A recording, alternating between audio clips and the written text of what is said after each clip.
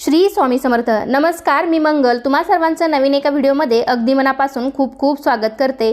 तर आजच्या व्हिडिओमध्ये आपण रथसप्तमीबद्दल संपूर्ण माहिती पाहणार आहोत। म्हणजेच रथसप्तमी का साजरी केली जाते, रथसप्तमीच्या दिवशी दूध उतू घालतात, तर ते दूध कसे आणि का उतू घालावे, तसेच या दिवशी पूजा कशी करावी, अशी संपूर्ण माहिती तुम्हाला आजच्या व्हिडिओमध्ये मी देणार आहे। तर त्यासाठी हा व्हिडिओ शेवटपर्यंत नक्की पहा। चॅनलवरती नवीन असाल तर चॅनलला नक्की सबस्क्राइब करा।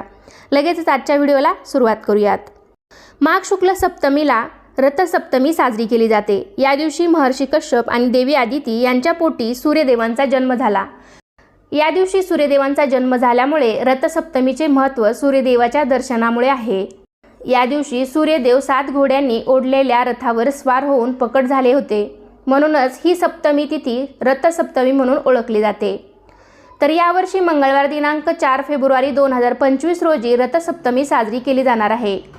सूर्याबद्दल कृतज्ञता व्यक्त करण्याचा दिवस म्हणजेच रथसप्तमी। माघ महिन्यातील शुक्ल सप्तमीला सूर्यपूजन करण्याची पद्धत आहे। या दिवशी आपण सूर्याची मनोभावे पूजा केली तर आपल्याला निरोगी आणि चांगले आरोग्य प्राप्त होते। सूर्यपूजेने आरोग्य आणि कीर्ती मिळते। सूर्यदेवाची पूजा केल्याने मुलगा आणि वडिलांमध्ये गोड नाते निर्माण होते। मुलाला आनंद मिळतो। शिक्षण, नोकरी आणि करिअरमध्ये कोणताही अडथळा राहत नाही।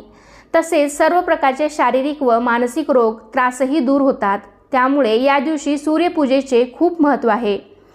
रथसप्तमी या सणाला माघी सप्तमी किंवा सूर्य जयंती असे म्हणतात। या दिवशी सकाळी लवकर उठून भगवान सूर्याची पूजा प्रार्थना करतात। रथसप्तमीच्या दिवशी सकाळी स्नान केल्यानंतर सूर्योदयाच्या वेळी सूर्यदेवाला अर्घ्य देऊन त्यांची पूजा करावी।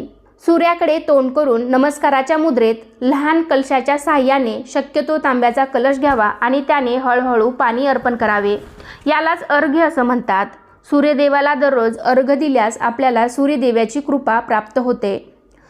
अर्घ्य अर्पण करताना त्या पाण्यात थोडे गंगाजल आणि लाल फुले टाकून सूर्यदेवाला अर्घ्यदान करावे। त्यानंतर शुद्ध तुपाचा दिवा लावावा आणि कापूर, उदबत्ती आणि फुलांनी सूर्यदेवाची पूजा करावी। सूर्याची पूजा करताना तुम्ही सूर्यदेवाचा साधा सोपा मंत्र म्हणू शकता। तो म्हणजेच ओम सूर्याय नमः, ओम आदित्याय नमः, ओम भास्कराय नमः यापैकी कोणत्याही मंत्राचा तुम्ही जप करू शकता। शेवटी मनोभावे नमस्कार करावा आणि दुःखापासून मुक्तीसाठी सूर्यदेवांना प्रार्थना करावी। किंवा तुम्ही या दिवशी सूर्यदेवाची 12 नावे घेऊन किंवा 12 सूर्यनमस्कार जरूर करू शकता। सूर्यनमस्कार केल्याने आपले आरोग्य निरोगी आणि चांगले राहते। रथसप्तमीच्या दिवशी तुम्ही खऱ्या सूर्याची तर पूजा करायचीच आहे, पण या दिवशी रथावर बसलेल्या सूर्यनारायणाची प्रतिमा बनवून त्याची सुद्धा पूजा करायची आहे। किंवा मग तुम्ही एका पाटावर रांगोळीच्या साहाय्याने सूर्यनारायणाचे चित्र काढून त्याची सुद्धा पूजा करू शकता।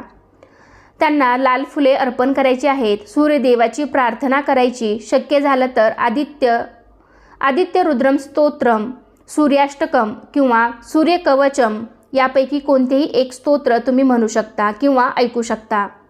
या दिवसापासूनच रोज सूर्यनमस्कार घालावेत। आपल्या हिंदू धर्मात सूर्यपूजेला खूप महत्त्व आहे। रोज सकाळी सूर्याला अर्घ्य दिल्याने अंधाराचा नाश करून जग उधळून टाकण्याची शक्ती सूर्याला प्राप्त होते। सर्वात तेजस्वी, सामर्थ्यवान, युक्तिवान, बुद्धिवान आणि सर्वज्ञ अशी सूर्याची ओळख आहे। सूर्य हा सृष्टीचा जगतचालक असून तो संपूर्ण ब्रह्मांडाचा नियंत्रक आहे। सूर्याचा उत्तरायण प्रवास आणि त्याच्या रथाचे 7 घोडे असा संदर्भ रथसप्तमीला आहे। सूर्य हा स्वयंप्रकाशी आहे। अन्य सर्व ग्रह सूर्यापासून प्रकाश घेतात। सूर्य हा ग्रहांचा राजा असून त्यांचे स्थान नवग्रहामध्ये वरचे आहे। पृथ्वीवर जीवन केवळ सूर्यदेवामुळेच अस्तित्वात आहे, जो संपूर्ण जगाला आपल्या भव्य रूपाने प्रकाशित करतो। सूर्य हा जीवनाचा मूळ स्तोत्र आहे। सूर्याच्या किरणांमुळे शरीरासाठी आवश्यक असलेले जीवनसत्व ड मिळते, म्हणजेच सूर्यापासून आपल्याला विटॅमिन डी मिळते। वेळेचे मोजमाप सूर्यावर अवलंबून असते। तो स्थिर आहे आणि इतर सर्व ग्रह त्याच्या भोवती फिरतात। सूर्य स्वतः प्रकाशमान आहे आणि इतर ग्रहांना प्रकाश मिळतो। ज्योतिषशास्त्रानुसार सूर्य एक आत्माकार आहे। मानवी शरीराचे जीवन, आध्यात्मिक शक्ती आणि चैतन्य शक्ती सूर्याद्वारे साकार होते, हा त्याचा अर्थ आहे। एखाद्याच्या कुंडलीत सूर्य जितका बलवान असेल तितकी त्याची चैतन्य आणि प्रतिकार शक्ती चांगली असते। सूर्य हा राजा, प्रधान, सत्ता, अधिकार, कठोरपणा तत्वनिष्ठता काम, आदर, कीर्ती, आरोग्य, औषध इत्यादींचा कारक आहे। सूर्यदेवाच्या रथाचे 7 घोडे आठवड्याचे 7 दिवस दर्शवतात आणि रथाची 12 चाके 12 राशींचे प्रतिनिधित्व करतात। रथसप्तमी हा एक सण आहे जो सूर्य उत्तरायणात प्रवेश करत असल्याचे सूचित करतो। उत्तरायण म्हणजेच उत्तरेकडून मार्गक्रमण करणे। उत्तरायण म्हणजे सूर्य उत्तरेकडे थोडा कललेला असतो। रथसप्तमीच्या चित्रात सूर्यनारायण आपला रथ उत्तर गोलार्धात फिरवताना दाखवलेले आहे। रथसप्तमी हा शेतकऱ्यांसाठी सुगीचा दिवस आहे। या दिवसापासून दक्षिण भारतातील तापमानात हळूहळू वाढ होत जाते आणि वसंत ऋतूची चाहूल लागते। आता या दिवसाला रथसप्तमी का म्हणतात? तर एका पौराणिक कथेनुसार स्थिर उभ्या असलेल्या सूर्यदेवाला साधना करताना स्वतःच्या गतीवर नियंत्रण ठेवणे शक्य नव्हते। तेव्हा त्यांचे पाय दुखू लागले आणि त्यामुळेच त्यांची साधना नीट होत नव्हती। मग त्यांनी परमेश्वराला त्याबद्दल विचारले आणि बसण्याची व्यवस्था करण्यास सांगितले। मी बसल्यानंतर माझी गती कोण सांभाळेल म्हणून त्यांनी देवाला विचारले। तेव्हा भगवंतांनी सूर्यदेवाला बसण्यासाठी 7 घोडे असलेला हिरे जडलेला सोन्याचा रथ दिला। ज्या दिवशी सूर्यदेव त्या रथावर बसले त्या दिवसाला रथसप्तमी म्हणून ओळखले जाते। याचा अर्थ 7 घोड्यांचा रथ असा होतो। गावाकडील महिला तुळशीपुढे 7 घोड्यांच्या रथात स्वार झालेल्या सूर्यरथाचे चित्र काढून त्याचे पूजन करतात। अंगणात दीप प्रज्वलित करून भाताचा नैवेद्य सूर्यदेवाला दाखवला जातो। अंगणात शेणाच्या गोवऱ्या जाळल्या जातात आणि त्यावर एका भांड्यात दूध तापवले जाते। जोपर्यंत भांड्यातून दूध सांडत नाही म्हणजेच उतू जात नाही तोपर्यंत आग ठेवली जाते। मग ते दूध अग्नीला समर्पित झाल्यानंतर उरलेल्या दुधाचा सूर्यदेवाला नैवेद्य दाखवून मग तो सर्वांना प्रसाद म्हणून दिला जातो।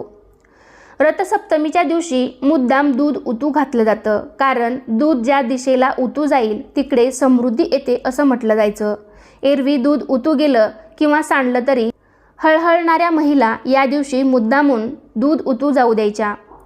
अनेक जण माघ शुद्ध प्रतिपदेपासून ते रथसप्तमीपर्यंत व्रत करतात सूर्यदेवांसाठी, म्हणजे या दिवसापर्यंत त्यांचे उपवास असतात।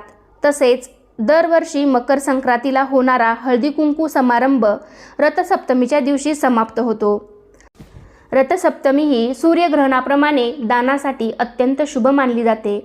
रथसप्तमीला अरुणोदयाच्या वेळी स्नान करावे, सूर्योदयापूर्वी अंघोळ करणे ही एक आरोग्यदायी प्रथा आहे आणि यामुळे सर्व प्रकारच्या रोगांपासून आपल्याला मुक्तता मिळते आणि याच श्रद्धेमुळे रथसप्तमीला आरोग्य सप्तमी सुद्धा म्हटले जाते।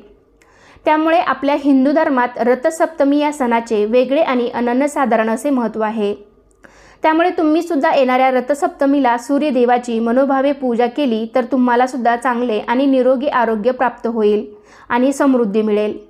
तर अशा प्रकारे आजच्या व्हिडिओमध्ये मी तुम्हाला रथसप्तमीबद्दल बरीच माहिती देण्याचा प्रयत्न केला।